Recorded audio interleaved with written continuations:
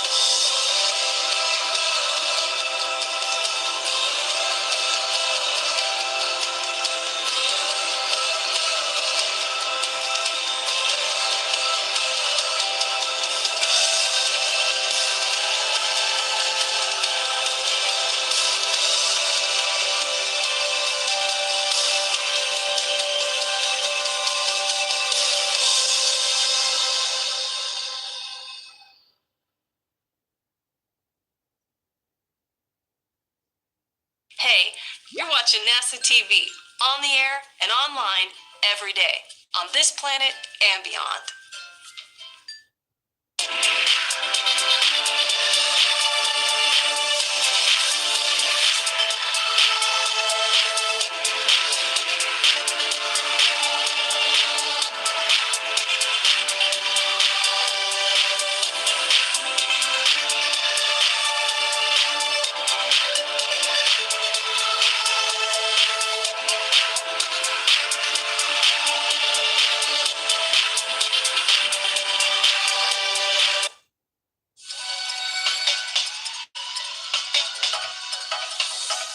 Welcome to Watch This Space. I'm NASA Administrator Jim Bridenstine, and today we're going to visit the historic Launch Complex 39A, where we launched all of our moon missions and even some space shuttle missions.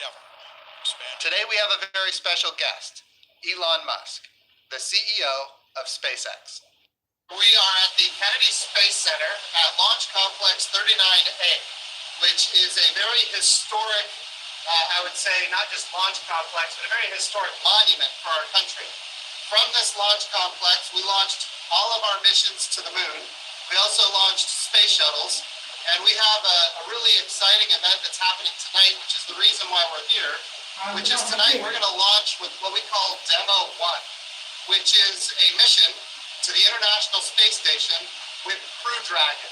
In other words, it's not crewed, but it is a test flight going all the way to the International Space Station. Now, where we are right now on Launch Complex 39A, we're on what we call the crew arm, which is the way the astronauts are actually going to get to the capsule so that they can fly to the International Space Station. Now, that's not going to happen tonight, but tonight we're going to test the vehicle, all components of the vehicle. I am thrilled and honored to be here at this very historic site with Elon Musk, who has been an amazing partner for NASA for all of the years to get us to this point. where what we want to do this year is launch American astronauts on American rockets from American soil. And getting to this point, as you and I have talked, was not something that came easy. It's not something that came fast. But step by step, you have gotten us to the point where we're ready almost to take that next step. I'd like to start just by asking you, the story that is out there is that there was a time in your life when you made a trip to Russia. Your intent was actually to buy, an excess intercontinental ballistic missile. Yeah, without the nuke. Without the nuke, right? Without the nuke, that's a good point. Yeah, that's extra. Yeah, that's actually right. So tell me about why you were there, and ultimately how it resulted in this moment right now. Sure. Well, originally I was not going to start a rocket company. I really wanted us to become a space-faring civilization and a multi-planet species. And I thought, if there's something I could do to get the public excited about sending people to Mars and maybe having a permanent base on the moon, I wanted to do a philanthropic mission to send a small greenhouse to the surface of Mars. So you have this amazing shot of green plants on a red background. And I thought that would really inspire the public. And if the public got inspired about sending life to Mars, then they would tell their senators and congressmen to appropriate more money for NASA so that we can do that. So my initial goal was actually just to increase NASA's budget. And then what I found was that, first of all, the Russians really wanted to charge me way more than I could afford. They wanted to charge me more money than I had to do the philanthropic mission. And so that was not really being an option. And I thought, well, is there any way to make a lower cost and especially a reusable rocket system in the U.S.?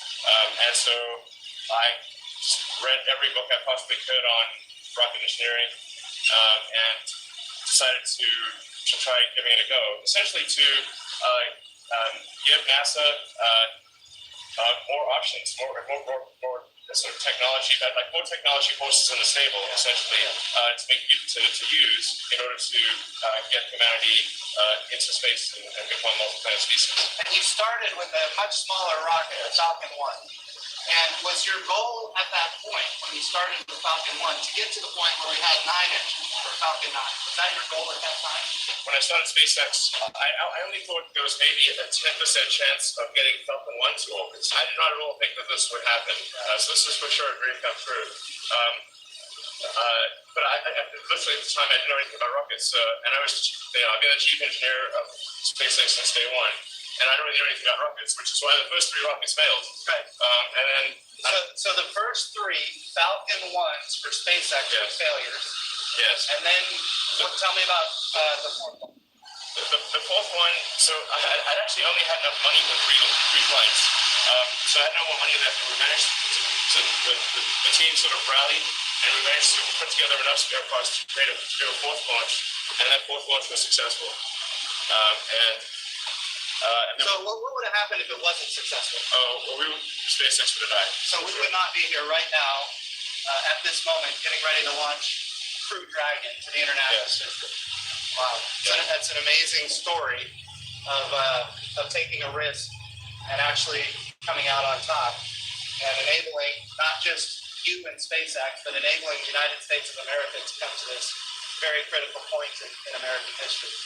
Absolutely. And I'd just like to express a great appreciation for NASA and acknowledge the debt that SpaceX owes NASA in developing all of the rocket. The rocket technology that we built our rockets on was developed by NASA over many decades, and we without that, SpaceX would not have been possible.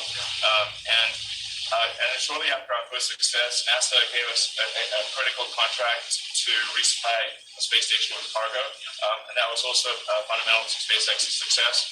And without NASA support, SpaceX wouldn't be here. So thank you.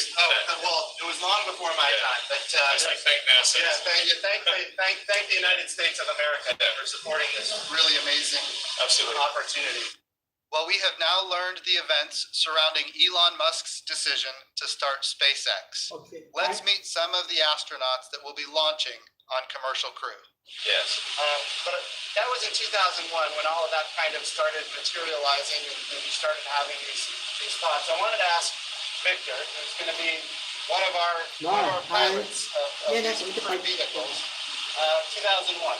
2001. Where were you in 2001? ชั่วโมงเดียว Learning to fly jets, Okay. and I actually got my wings that year. Cool. So, That sounds awesome. so Victor was a naval aviator, getting his wings. What month was that? 2001. December 2001. Okay. So you got yours about 5 months ahead of me. I was in May of 2001. But you obviously did much better than I did because I ended up running a museum and then becoming a politician, and you went on to become an astronaut. I don't know if you can say that now, sir. Yeah, well, so my job is much easier than yours. I can tell you that. Of course, we're so proud of all of our astronauts. You guys have all made your whole country proud. Bob, how about you? Can you remember maybe 2001 where you might have been at that time? I can. Back in 2001, I was an astronaut candidate. Okay. I started in the office back in 2000 in the summer, July. So just getting my first chance to come down here to Kennedy and strap crews in. I was just getting started as a big crusader. Yep. One of the astronauts that operated the space shuttles before the crew came to strap in and collected them after they landed in the space shuttle. So, And your background before that, you were an Air Force flight test engineer. correct. I'm an Air Force flight test engineer, still active duty in the Air Force. I worked the F-22 program after test pilot school, and then worked in a research lab at Eglin Air Force Base prior to that. So it's amazing to think about where everybody was at these different times and how it all comes together at this one moment. In 2019, we're gonna make it Yeah, happen. I never would have thought this would have happened. I would have given it less than a 1% chance. Yeah, it is really amazing. Doug, how about you in 2001? Well, I'm a classmate of Bob's, so Okay. we were selected in 2000 as astronauts, and so we were still astronaut candidates, just kind of learning our new trade. So, kind of hard to believe we just got your wings. We were already astronauts by then, or at least almost astronauts. We were working towards being full-fledged astronauts. But yeah, it's amazing how far we've come in that short amount of time. How about you, Mike? 2001, that's a long time ago. Yeah, I was seriously a long time ago. It is, yeah. I can remember it well, but it was 18 years ago now. 18 years, Unreal. yeah. That is incredible. Yeah. I'm a flight They're test kidding engineer as college well. by now. Yeah. Flight test engineer as well in the Air Force, and it was in Canada, Cold Lake, Alberta. I was on exchange at their flight test center testing the Canadian jets. Yeah, awesome. Yeah. So right now, inside the Crew Dragon for tonight's launch is I don't want to call him or her a dummy. I know. I was trying to avoid the use the word dummy. Tell me what we call the I guess synthetic person. Anthropometric test article. There you go. Okay. Yes. Yeah. So what is it? You decided to name the anthropometric test article I call her Ripley. Ripley. Ripley from Aliens. Fantastic. Yeah. It's a great character. Yeah. One thing that SpaceX has done really well is capture the imagination of the American people through branding and really exciting things. Launching, for example, a Tesla, which is still in deep space, orbiting the sun. Yeah, I mean, that was a case where, like, not only do you like first test flight of a rocket, normally like a block of concrete would be launched. Right. Because you don't want to launch anything valuable that could get destroyed on initial flights. On initial flight of something heavy, the team was originally going to launch a block of concrete. I was like, guys, it's hard to get the public excited about a block of concrete. Okay, it's just so like what's something like that's an image that's going to really stick in people's minds and resonate. And so it's like, okay, let's put a car in space. It doesn't make any sense, obviously. You can't drive a car in space, but at least it's convertible. Even though there's no air, it doesn't make any sense. But and then putting, I guess, an anthropomorphic test article in a spacesuit driving the car through space. And then it's the kind of thing I think kids can get really excited about, and like, so I think inspiring adults and kids, people of all ages, to want to go out there and explore and become a multi-planet species and have a base on the moon and build a city on Mars and ultimately go to other star systems. We got to have inspiring images, things that really, have a strong emotional effect. Just like make you feel.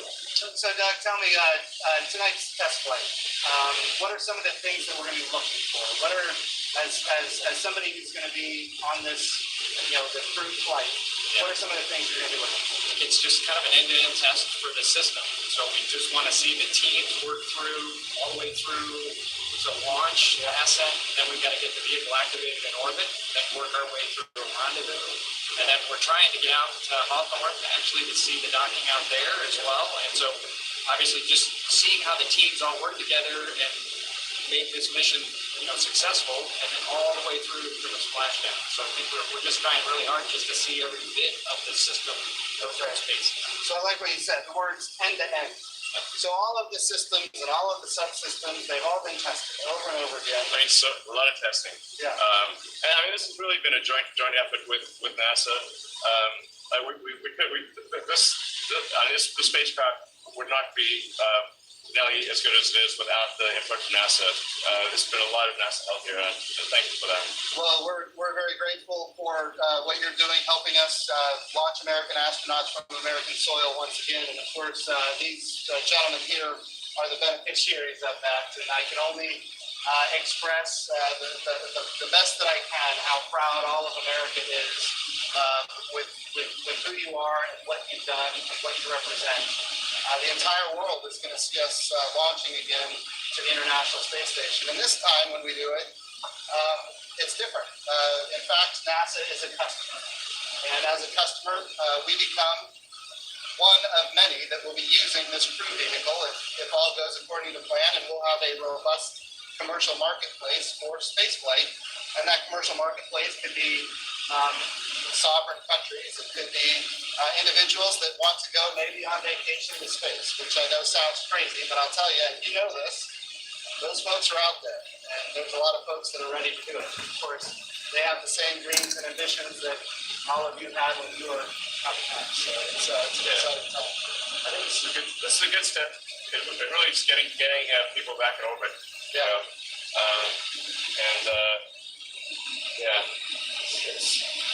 It's a step towards ultimately. I mean, what I really want to see is permanent base on the moon, permanently occupied human base on the moon, and us building a city on Mars. That's if I can see the beginning of that before I die, I'll die happy. Well, the president's first space policy directive to me was go to the moon, and the word in there is sustainably. So how do we go? We don't want to recreate the Apollo